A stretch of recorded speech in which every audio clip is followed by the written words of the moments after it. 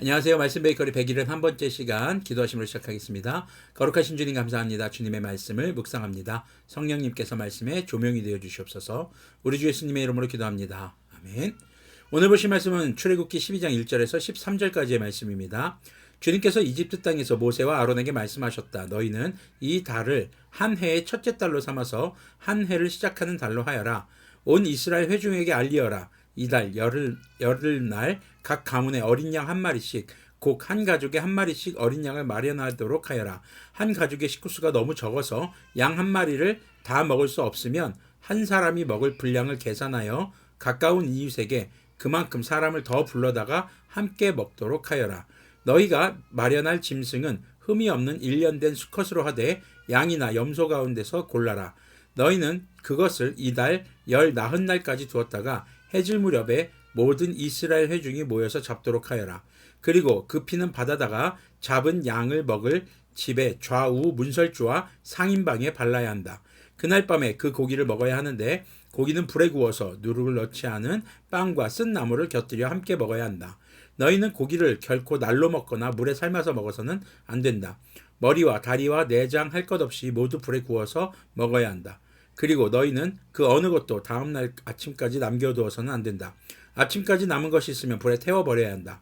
너희가 그것을 먹을 때에는 그렇게 하여라. 허리에 띠를 띠고 발에 신을 신고 손에 지팡이를 들고 서둘러서 먹어라. 유월절은 주님 앞에서 이렇게 지켜야 한다. 그날 밤에 내가 이집트 땅을 지나가면서 사람이든지 짐승이든지 이집트 땅에 있는 처음 난 것을 모두 치겠다. 그리고 이집트의 모든 신을 벌하겠다. 나는 주님이다. 문틀에 피를 발랐으면 그것은 너희가 살고 있는 집의 표적이니 내가 이집트 땅을 칠 때에 문설주에 피를 바른 집은 그 피를 보고 내가 너희를 치지 않고 넘어갈 터이니 너희는 재앙을 피하여 살아남을 것이다. 아멘. 네, 이집트에 행한 재앙 중에 10번째 재앙, 이제 하나님께서 예고하시는, 그리고 이스라엘 백성들에게 이 마지막 재앙을 어떻게 피할 것인지를 알려주시는 내용이 등장을 합니다. 자, 먼저 여기서 우리가 주목해야 될 것은요, 2절에서 바로 이때가 이제 첫째 달 된다는 거죠. 한 해에 시작하는 달. 자, 여기서는 이제 아비벌이라고 성경은 기록하고 있는데, 유대인들의 유대력은 바로 이 6월절을 새해 1월 1일로 잡습니다. 그래서 애굽에서 나오던 때가 바로 이스라엘 민족의 첫 번째 날이 되는 것이죠. 사실 그전에는요, 이스라엘 민족이 아니었어요. 국가도 아니었고요. 그들은 그냥 이스라엘의 후손들이었습니다. 그런데 하나님께서는 이집트에서 그들에게 복을 베풀어 주셔서 민족으로 형성될 만큼 굉장히 많은 수가 되게 하셨어요. 이집트 왕조가 두려움을 느낄 정도로요. 그리고 이제 그들이 민족이 되고 국가가 형성되기 위한 땅을 차지하러 이제 가게 되는 것이죠. 바로 약속의 땅. 자, 그곳에서 그들이 해야 될 것은 무엇이었습니까? 예배였던 것이죠. 자, 그런데 계속 바로 왕이 막습니다. 못 가게 합니다. 그래서 하나님께서는 모세를 이집트에 다시 보내실 때 말씀하셨던, 지금 이스라엘은 나의 맏아들인데 그들이 내 맏아들을 지금 죽이고 학대하고 있다. 내가 그들에게 그대로 갚아줄 것이다. 그들의 맏아들을 내가 칠 것이다. 라고 하셨던 말씀이 이제 성취가 되기 시작하는 그런 내용입니다. 자, 여기서 이제 어린 양을 잡습니다. 근데 염소도 지금 가능했던 것으로 보입니다. 5절을 보니까 양이나 염소 가운데서 골라라 라고 하는데, 중요한 것은요, 5절 초반에 있는 흠이 없는 1년 된 수컷, 흠이 없어야 한다라는 겁니다. 그리고 수컷을 잡아야 합니다. 수컷, 보통 이제 고기를 암컷을 많이 먹죠. 근데 이제 수컷을 잡으라고 하는 여러 가지 이유가 있을 것입니다. 이제 뭐 다양한 이유가 있겠지만 하나님께서는 이제 수컷을 잡으라고 하는 그렇게 지정해 주심으로써 이 6월절에 대한 규정을 정해 주십니다. 수컷뿐만이 아니라 뒤에서 이제 어떻게 잡아야 하는지, 피를 문설주와 상인방, 그러니까 문 세 면에 발라야 한다는 거예요. 그리고 고기를 먹을 때는 누룩을 넣지 않은 빵, 또 쓴 나물을 곁들여 먹어야 한다. 지금 우리로 따지면요, 여기서 누룩을 넣지 않은 빵, 무교병이라고 하는데, 사실 일상생활 속에서는 누룩을 넣어서 빵을 좀 발효시킵니다. 그리고 구워요. 그럼 좀 더 부드럽거든요.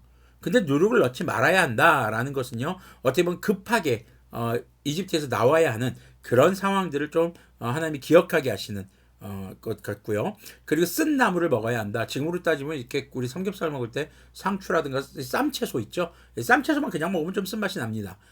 그런 곁들여 먹는 나물, 또 향신료라고도 보는 분들이 있습니다. 자, 그래서 이렇게 먹는 규정까지도 하나님께서는 정해주십니다. 그런데 한 가족이 다 먹을 수 없거든 이웃의 가족들을 초청해라. 함께 나눠 먹어라. 그 다음날 남았으면 이건 다 불태워야 한다. 또 먹는 방법도 그냥 날로 먹거나 물에 삶아서는 안 된다. 꼭 구워 먹어야 한다.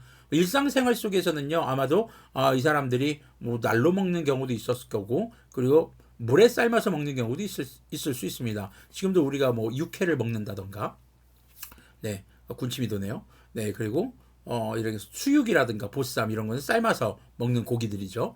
그런데 이 6월절 음식만큼은 꼭 구워서 먹어야 한다라는 겁니다. 그냥 먹어서는 안 되고 어떻게 해야 돼요?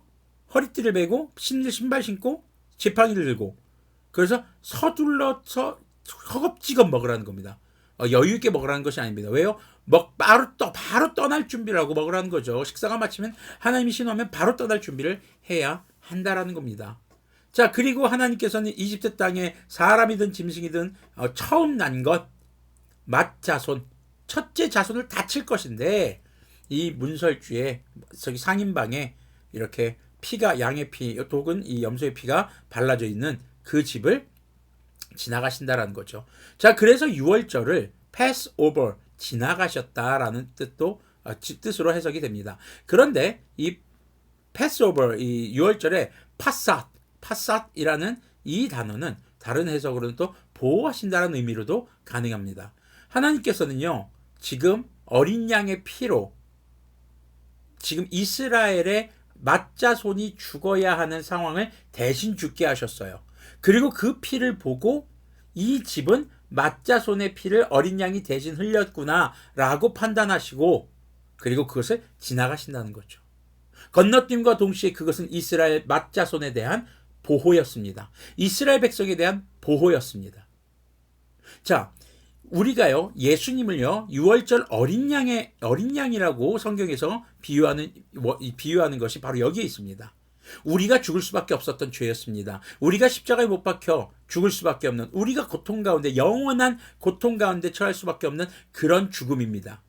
그런데 주님께서 죄가 없는 예수님께서 우리를 대신해서 십자가에 못 박혀 피 흘리셨다는 것입니다. 그 보혈, 그 거룩한 피, 주님의 거룩한 피를 통해서 우리가 죄사함 받았다는 것을 믿는 사람들, 자, 그것을 믿는 징표로 우리는 세례를 받습니다. 바로 그것이 마지막 때에 주님 앞에 증거가 된다는 것입니다. 어떤 증거요?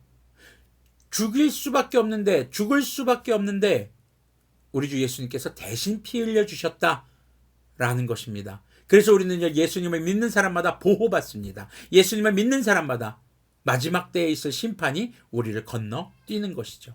우리가 심판이 면제되는 게 아닙니다. 우리의 심판이 대신된 겁니다. 누구를 통해서요? 예수님의 죽음을 통해서 대신되었다라는 것이죠. 그래서요, 예수님을 믿는 사람들, 끝까지 믿음을 지킨 사람들은 심판받을 사람이 아니라 심판받은 사람이 되는 것입니다. 우리를 대신해서 내가 심판받는 것이 아니라 우리가 심판받는 것이 아니라 우리를 대신해서 예수님께서 심판받아 주셨기 때문이죠. 오늘도 그 은혜로 살아가는 것을 기억하시길 바랍니다. 그리고 마지막 때까지 그 믿음을 포기하지 않기를 바랍니다. 그럴 때 우리가 그 보혈의 공로를 늘 기억하고 그 보혈을 의지하며 살아갈 때 주님의 보호를 받는 그런 거룩한 주님의 자녀들로 살아갈 수 있는 줄로 믿습니다. 오늘도 여러분들의 삶이 주님 앞에 정말 예배자의 삶으로 그리스도인의 삶으로 살아가며 주님의 보혈을 통한 보호를 늘 감사하며 살아가는 우리가 되기를 소망합니다. 기도하겠습니다. 거룩하신 주님 감사합니다. 이제 10번째 재앙 맏자손의 죽음을 주님께서 이제 말씀하시면서 이스라엘 자손을 지키시고 하나님의 백성들을 보호하시는 그런 규정을 주님께서 말씀해 주셨습니다. 주님, 정말 이 6월절 어린 양의 이제 마지막 희생으로 우리 주 예수님께서 십자가에 못 박혀 돌아가신 것을 고백합니다. 그것을 믿습니다. 그 보혈의 공로를 의지하오니 주님께서 오늘도 주님의 자녀들인 우리들을 보호하여 주시고 주님께서 인도하여 주시옵소서. 세상의 모든 악한 것들과 죽음의 저주로부터 우리를 지켜주시길 간절히 소망합니다. 우리 주 예수님의 이름으로 기도합니다. 아멘. 오늘도 주님의 보호하심을 통해 세상의 모든 악한 것으로부터 우리를 보호하시는 그런 주님의 보호를 기대합니다.